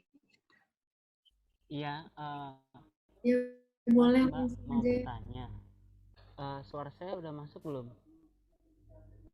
Agak dibesarin dikit ya volumenya. Sekarang udah kedengar belum? Udah kedengeran kok. Iya. Mau bertanya, kenapa setelah kita terinfeksi COVID itu baru bisa menerima vaksin, harus menunggu 3 bulan baru bisa mendapat dosis vaksin pertama? Oke. Ya, langsung. Oke, ini juga pertanyaan dari Ahmad Rizky Ramadan ya. Jadi sebenarnya aku juga mendapatkan informasi ini dari suatu webinar dan juga aku pernah baca dari Kemenkes ya. Jadi kenapa kok misal kita habis terinfeksi virus COVID nih, kita sampai infeksi nih, kita harus menunggu 3 bulan untuk vaksinasi gitu. Nah sebenarnya kalau kita melihat dari teori klinisnya, jadi kalau teori klinisnya kita kan kalau misal terinfeksi COVID nih atau terinfeksi suatu penyakit atau virus atau bakteri, tubuh kita kan membentuk suatu sistem pertahanan, bisa itu nanti sel T memori, sel T helper dan lain sebagainya kayak gitu kan, yang nanti ada juga antibody, nanti apa ya, limfosit B kita, sel B kita bisa memproduksi antibody dan lain sebagainya kayak gitu. Nah kenapa kalau misal orang habis terinfeksi COVID itu harus menunggu 3 bulan untuk vaksinasi berikutnya? Itu yang pertama adalah karena ini nih, ini ya, yang terutama itu adalah karena logistik gitu, masalah logistik. Kita kan vaksin COVID ini kan di Indonesia kan apa istilahnya yang ada ini kan ketersediaannya kan bisa mencakup seluruh warga ya. Makanya nanti didahulukan oleh untuk orang-orang yang belum terkena COVID atau yang notabene belum mempunyai antibodi gitu kan. Kalau dirasa kan kalau misal orang yang udah terinfeksi COVID kan udah mempunyai antibodi dan dirasa itu cukup kayak gitu, cukup untuk melawan misal nanti ada terkena infeksi berikutnya. Nah itu sih sebenarnya gambaran terbesarnya adalah karena logistik aja, karena ya kita dari pemerintah, bukan kita sih, dari pemerintah mau buat vaksin itu supaya terdistribusi dulu lah kayak gitu, terutama yang belum mendapatkan antibodi atau sistem imunnya untuk melawan COVID itulah kayak gitu. Untuk itu dulu, baru nanti misal ini ya, kalau misal nanti udah 3 bulan kan dimungkinkan kemungkinan pemerintah sudah memiliki ketersediaan vaksin dan lain sebagainya, atau nanti ke depan kira-kira udah ada vaksin dan lain sebagainya baru boleh gitu. Itu sih masalah utamanya adalah masalah logistik, dan juga sebenarnya kalau kita pelajari klinisnya kan kita juga udah memproduksi antibodi sendiri. Walaupun sebenarnya sesuai yang aku bilang tadi untuk kadarnya itu kan berbeda-beda gitu kan. Jadi nggak sama antara tiap gejala dan juga tiap orang itu akan beda-beda kayak gitu. Itu mungkin gitu ya menjawab ya Mas Ahmad Rizky ya. Oke, mungkin udah jelas ya Mas Ahmad atau? Cukup jelas. Oh ya, cukup jelas. Oke. Kemudian nih ada yang tanya nih Mu di chat ya. Oke. Siap. Jadi gini, ada 2 nih pertanyaannya. Yang pertama, terkait ketersediaan vaksin yang ada, apakah ada perbedaan dari segi kemanjurannya nih, kayak gitu. Kemudian yang kedua, kalau terinfeksi COVID, sebetulnya harus menunggu berapa lama sih agar kita mendapat vaksinnya? Gitu. Oke, aku izin jawab pertanyaannya ya. Terima kasih banyak kepada teman-teman yang bertanya. Mungkin aku menjawab ini ya, setauku ya, sepahamku dan juga sedapatku materinya kayak gimana gitu kan. Nah, ini terkait ketersediaan vaksin yang ada, apakah ada perbedaan dari segi penganjurannya gitu kan. Nah, sebenarnya kalau tadi yang aku jelasin terkait dengan vaksin itu kan ada berbagai platform ya, ada 6 platform tadi kan yang udah ada di Indonesia kan, yang bisa didistribusikan ke masyarakat gitu kan. Nah, kalau segi kemanjurannya, kalau kita bicara kemanjuran dalam segi medis, mungkin arahnya ke efikasi dan efektivitas ya. Jadi kita harus bisa bedakan itu adalah seberapa bisa nih vaksin ini mengurangi resiko untuk gejala COVID yang berat gitu kan.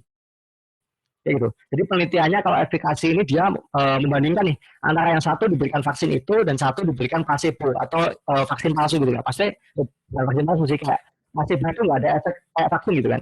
Gitu. Penelitiannya kayak gitu, satu diberikan vaksin, satu diberikan placebo. Dilihat nih perbandingannya antara vaksin yang diberikan vaksin dan juga yang diberikan placebo itu seberapa besar gitu. Nah, kalau misalnya kita lihat rekomendasi dari WHO, itu vaksin itu dianggap manjur itu kalau efikasinya itu lebih dari 50% kayak gitu. Kita ambilnya di sini aja gitu. Kita sebagai masyarakat umum ambilnya di sini aja gitu. Entah nanti tingkatnya adalah 65%, 95% dan lain sebagainya, untuk efikasinya itu kan sebenarnya ada tingkatan seperti itu kayak gitu. Tapi kalau dari aku ya menurutku nggak usah mikirin terkait itunya gitu. Efikasinya itu nggak usah terpikirkan sampai segitu detailnya gitu. Yang penting kita tahu nih bahwasanya vaksin itu direkomendasikan dan setelah lulus uji klinis 1 untuk keamanan dan uji klinis ketiga untuk namanya efikasi dan lebih dari 50%. Artinya 50% itu adalah orang yang divaksin dan orang yang enggak itu nanti orang yang divaksin itu bisa mengurangi resiko untuk terjadinya gejala berat itu sampai 50% kayak gitu. Itu. Kalau misalnya nanti vaksin efikasinya kayak Sinovac ya. Sinovac contohnya kalau misalnya aku baca terakhir kan 65%. Apa misal kayak Moderna itu 95% dan sebagainya. Itu kan nanti terkait dengan angka kan, dan juga penelitian di berbagai negara untuk uji klinis 3 itu kan berbeda-beda.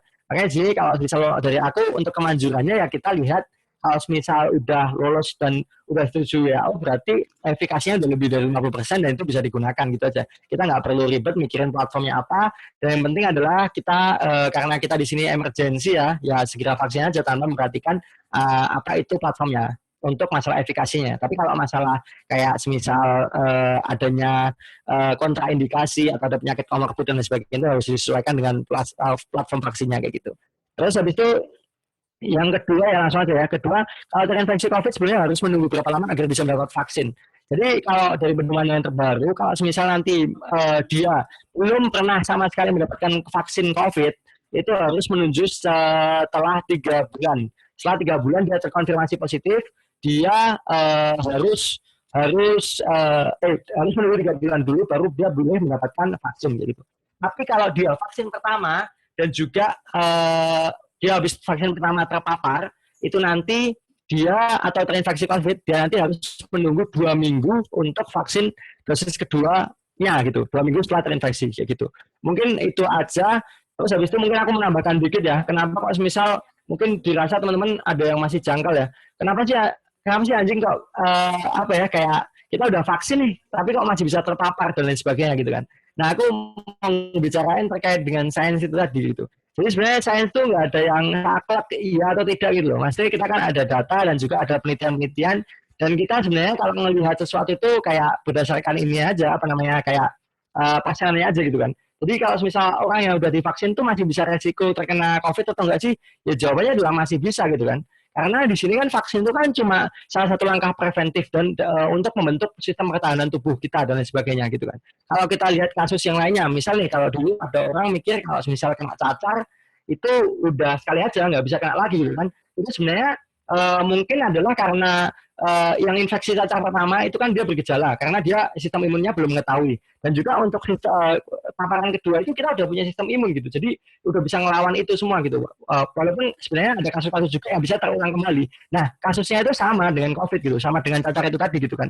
Kalau cacar aja yang notabene katanya cuma penyakit satu kali seumur hidup bisa kena lagi, ya COVID juga bisa kena lagi karena untuk pembentukan antibodi dan juga sistem pertahanan dari orang yang reinfeksi itu beda-beda gitu kan. Ada yang sistem pertahanan tubuhnya itu terbentuk secara banyak, titer antibodinya banyak, sel T terbentuknya banyak dan sebagainya. Ada juga dengan vaksin itu dia nggak terbentuk antibodinya. Contohnya dia habis vaksin nggak pernah makan makanan yang bernutrisi, makanan yang mendapat notabene adalah sumber pembuatan vaksin, sumber pembuatan antibodinya. Contohnya vitamin A, vitamin D, vitamin E dan lain sebagainya. Tadi yang membentuk antibodi. Ya karena dia mendapatkan vaksin dan juga tidak mendapatkan suplemen itu ya vaksinnya jadi nggak berguna gitu. Jadi kalau misal teman-teman melihat sains atau melihat terkait dengan kedokteran itu nggak bisa hitam putih gitu kan. Maksudnya kayak ya udah kita vaksin otomatis kita aman ya belum tentu gitu kan. Bisa saja karena kayak tadi kalau kita vaksin kita dengan nutrisi yang tidak adekuat kita nggak terbentuk antibodinya dan juga bisa saja karena vaksinnya itu mungkin setelah itu kita ada penyakit-penyakit lain yang ada di tubuh kita atau mungkin ada merokok dan lain sebagainya yang notabene bisa membuat pembuatan antibodi itu nggak efektif, ya antibodinya nggak akan terbentuk dan kita juga bisa terpapar lagi gitu kan. Dan juga di sini perlu aku tegaskan lagi bahwa saya vaksin itu bukan apa ya istilahnya kalau kita vaksin nggak 100% kebal dari COVID enggak gitu kan. Ya vaksin itu cuma kita membentuk antibodi dan kalau ada COVID kita intinya nggak sampai ke gejala berat, cuma atau di gejala ringan gitu aja. Gitu, lebih banyak ke situ gitu. Mungkin itu aja sih, ada mungkin gitu aja. Terima kasih. Ada yang mau diskusi lagi? Oke, mungkin itu ya Dian Wafiah. Sudah jelas atau mungkin ada pertanyaan lagi untuk Dian Wafiah?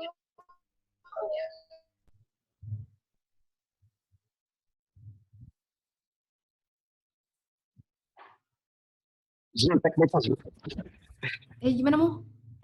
Oh, ini ada pertanyaan yang di Instagram. Oh yang di Instagram ya?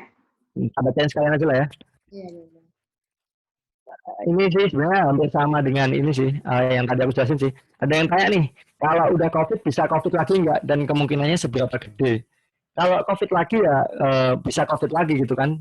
Karena ya itu tadi kenapa kok bisa COVID lagi dan lain sebagainya itu tadi udah sesuai yang udah aku jelasin kan kayak kalau cacar itu sebenarnya bisa kena cacar lagi loh, tapi dengan gejala yang mungkin lebih ringan karena udah ada sel T-memori, antibody dan lain sebagainya. Dan kena COVID ya bisa kena COVID lagi karena mungkin kena COVID ya karena mungkin saat COVID pertama pembentukan antibodinya nggak adekuat, pembentukan sistem pertahanan tubuhnya nggak adekuat dan lain sebagainya itu bisa juga.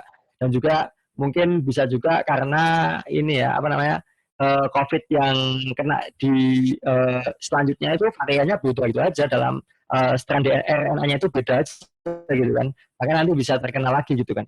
Nah, oleh karena itu untuk kita mencegah adanya varian-varian lagi nih, kita kan udah sering nih dengar varian Delta dan lain sebagainya, dan juga varian apapun varian Alpha yang nggak teli semuanya nggak teli, dan juga istilahnya ya kita udah kesel lah sama COVID kita pandemi, anjing nggak ngapain 2 tahun cok. Kayak susah banget loh kayak itu kita dari nol dan lain sebagainya gitu kan. Nah supaya mencegah ada varian-varian baru ya salah satu caranya adalah dengan vaksin itu tadi gitu kan. Karena dengan vaksin kita mencegah istilahnya mencegah adanya mutasi dalam tubuh kita dan juga nanti bisa segera untuk nanti menuntaskan ini segera terbentuk immunity dan lain sebagainya kayak gitu. Mungkin itu aja sih lanjutnya. Terima kasih. Itu ada yang izin bertanya tuh. Nah,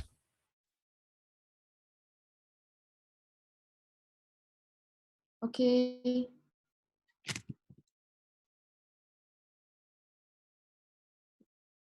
Udah ya.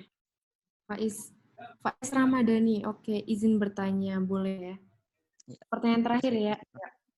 Udah jelas belum ya Mbak suara saya? Oh, udah. Ya, izin bertanya ke Mas Muhana tadi. Tadi kan di awal-awal dijelaskan kalau sebaiknya mengetes tes PCR itu setelah hari ya Mas, setelah 5 hari. Nah, kenapa kok harus nunggu 5 hari? Kenapa kok harus nunggu masa kayaknya virus itu, bukannya tes PCR itu bisa mendeteksi virus gitu ya? Apa sebaiknya ya, gimana gitu? Terima kasih Mas. mungkin aku izin sharing lagi tuh. Nah, mungkin teman-teman ada yang bisa bantu teman-teman dari kedokteran nggak? Ada yang bisa bantu jawab nggak? Kenapa kok tesnya harus 5 hari? Mungkin ada teman-teman aku dari Satgas yang bisa bantu jawab.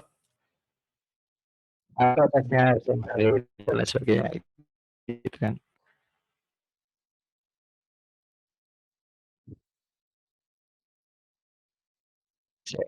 Gimana sih tadi? Oke.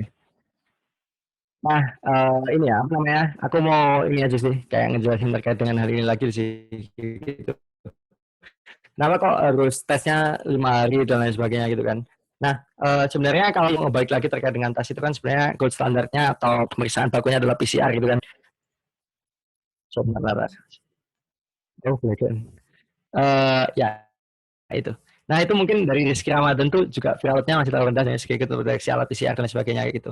Nah, kita tahu kan bahwasanya kalau patofisiologi masuknya virus itu kan kayak virus itu kan nanti kan akan bereplikasi juga setelah nanti apa ya istilahnya masuk ke tubuh kita dan juga nanti akan bergabung RNA-nya dengan sel yang ada di tubuh kita. Setelah itu nanti dia akan bereplikasi, merubah menjadi banyak dan lain sebagainya kayak gitu. Nah, kalau itu tuh kalau senangkapku ya, senangkap sepemahamanku terkait materi apa yang aku dapat ini ya, yaitu tadi berkait itu terkait dengan viral load atau nanti lebih mengarahnya ke viral sheddingnya gitu. Jadi kita ada suatu nama istilah yang namanya adalah viral shedding ini. Jadi viral shedding itu kalau aku mendefinisikan shedding dalam bahasa Indonesia itu apa ya? Kayak viral release apa ya? Ya kayak gitulah. Istilahnya virus itu dia bisa kedeteksi seberapa banyak sih kayak gitu. Dan itu juga berkaitan dengan replikasinya tadi. Kalau semisal kita baru aja nih baru misal terinfeksi dan lain sebagainya. Mungkin kalau misal kita terpaparnya di sini, kita ada kontak erat di sini kan. Mungkin ini virusnya baru masuk ke ini aja nih, baru melekat ke salah satu reseptor kita aja dan belum berkembang biak sampai sebanyak itu dan yang mana alat PCR itu belum bisa ngedeteksi aja gitu. Tapi kalau misalnya kita udah menunggu nih, kita udah menunggu dan juga kita misalnya kita ada kira-kira terpapar di sini, kita udah menunggu dan di situ kita kan udah apa ya istilahnya virus itu udah apa ya bereplikasi dan sebagainya berkembang biak menjadi banyak lah istilahnya kayak gitu sehingga nanti alat tesnya itu bisa mendeteksi kayak gitu karena kita kalau bicara PCR salah satu metode diagnosis saja yang digunakan sebagai gold standard dan juga kalau kita bicara terkait dengan gold standard sebenarnya gold standard itu kan nggak selamanya perfect gitu kan karena itu buatan manusia seperti biasa kan jadi ya nggak selamanya nggak ya standar pun belum tentu loh maksudnya kayak ada kemungkinan fase negatif dan sebagainya dalam segi pengambilan dan lain sebagainya terus mungkin dalam menggorok sih mengambilnya dan sebagainya mungkin tetapannya itu nggak sampai ke bagian yang ada virusnya dan lain sebagainya itu kan bisa fase negatif dan sebagainya makanya di sini kenapa kok nunggu 5 hari setelahnya karena virus itu supaya nanti bisa kedeteksi dan juga nanti kalau kita bicara terkait dengan pemeriksaan PCR itu kan salah satu pemeriksaan aja kan. Sebenarnya pemeriksaan ada banyak, ada NAAT atau Nucleic Acid Amplification Test, ternyata ada PCR yang menjadi gold standard gitu kan. Nah itu kalau kita bicara dengan teknis dengan PCR itu kan dia kan istilahnya DNA-nya virus itu diambil dulu, habis itu apa ya, istilah ditranskrip jadi RNA-nya, istilahnya kayak gitu. Kemudian dari susunan-susunan RNA ada di hasil swab-nya itu tuh dideteksi RNA COVID nggak sih, kayak gitu. Nah, hasilnya itu sampai berbagai putaran gitu.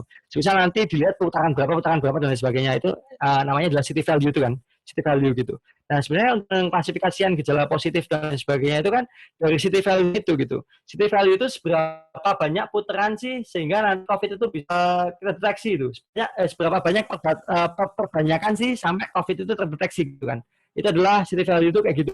Jadi nanti kalau misal dirasa belum terlalu banyak belum terlalu lama menunggunya dan juga virusnya itu bereplikasi sebanyak itu, ya mungkin city value-nya itu terlalu tinggi. Jadi misalnya kalau batasan positif negatif kan city value-nya adalah 40 kan. Di 40 itu dia positif, batas 40 negatif. Kalau aku terakhir kayak gitu.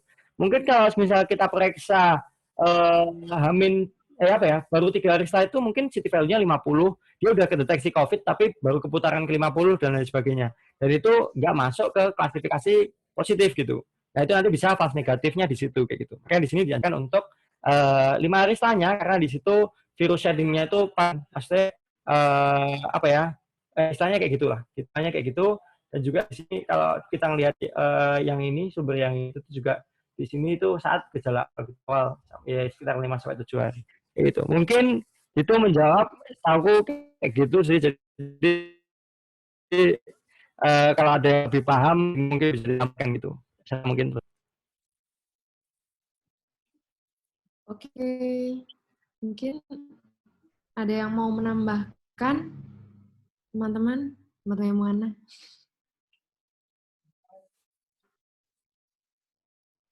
atau ada yang mau didiskusikan lagi?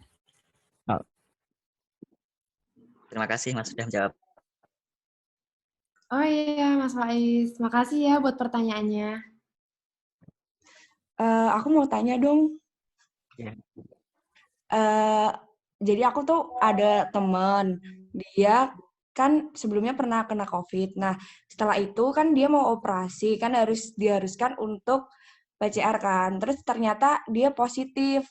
Nah, tapi setelah itu hanya menunggu sekitar nggak ada seminggu sih, kayaknya 5 hari atau 3 hari gitu lupa. Nah, itu dia dites lagi, udah negatif lagi gitu loh. Nah itu ada pengaruhnya nggak sama yang apa sih tadi angka kisaran virus yang terdeteksi itu loh, kenapa kok dia sebelum seminggu itu udah bisa negatif untuk kasus COVID keduanya itu gitu. Makasih.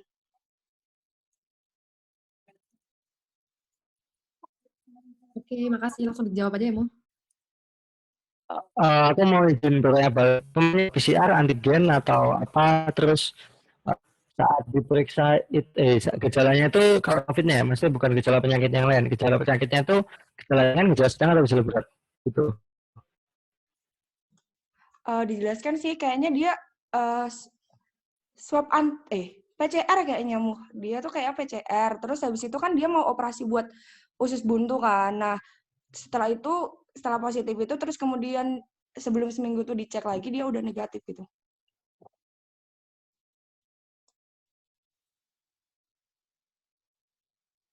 Oke, PCR ya. Terus kedua ya.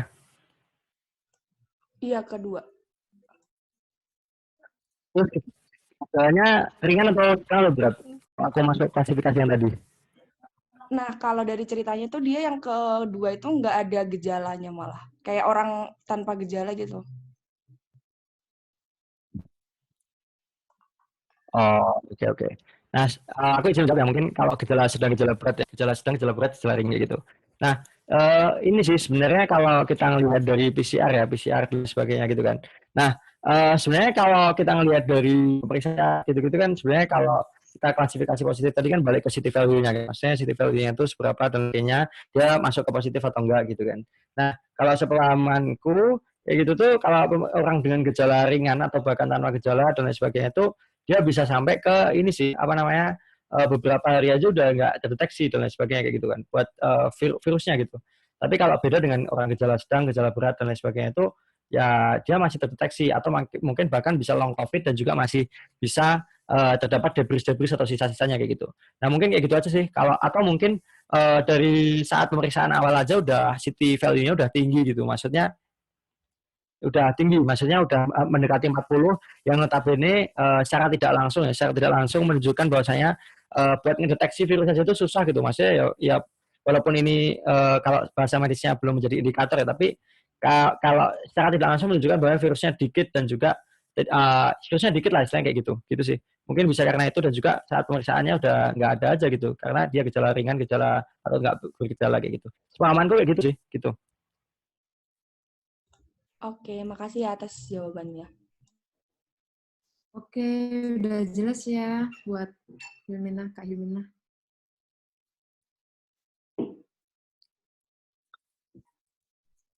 Oke, kurasa sudah cukup ya teman-teman untuk sesi tanya jawabnya sama Muhana. Oke, Mu? Oke. Habis ini ngapain? Foto bersama nggak? Terus saja. Oke, oke. Oh ya, buat yang tanya tadi bisa kontak di WA aku ya. Aku kasih gift. Oke. Buat teman-teman yang tanya tadi. Oke. Terus di sini saya mau menyimpulkan terkait sosialisasi malam ini bersama pemateri kita, ya, Muhana. Nah, itu kayak kesadaran kita ya terhadap adanya COVID-19 pastinya. Terus di situ juga ada tantangannya, ada beberapa, ada 2 di sini, ya ini pentingnya persepsi publik, ya kayak salah satunya kayak hoax nih, ya misinformasi, disinformasi, dan malinformasi. Kemudian yang kedua, terkait kepercayaan. Terus tadi yang digarisbawahi untuk ketika kita bertemu dengan atau kontak erat dengan orang yang terkena COVID, untuk ceknya lebih validnya itu 5-7 hari ya, Mu ya. Oke. Natal sudah bergejala. Iya, saat sudah gejala, bener banget. Awal gejala. Awal gejala, oke. Terus bisa udah cukup deh, itu aja deh. Ya teman-teman, kemudian alhamdulillahirrahmanirrahim, tiba saatnya kita di penghujung acara. Terima kasih atas kehadirannya dan kerjasamanya untuk teman-teman semua. Saya selaku moderator mohon maaf atas segala kekurangan. Semoga ilmu yang kita dapatkan saat ini bermanfaat di masa yang akan datang. Nah sebelumnya saya minta tolong. Dokumentasi yuk. Gimana? Dokumentasi, ini mau ke dokumentasi. Sebelum Kamil. Bentar ya. Ini anak-anak kedokteran kebutuhan logbook nih.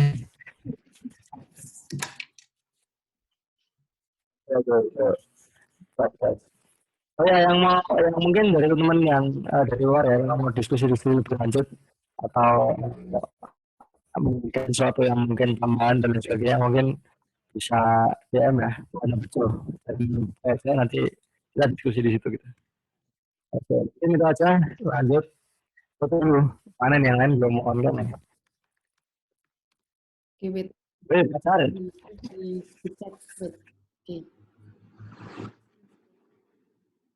Oke. Oke, on cam ya teman-teman, udah on cam. Aku hitung ya. 1, 2, 3. Lagi. Anda mau nambahkan nggak dulu?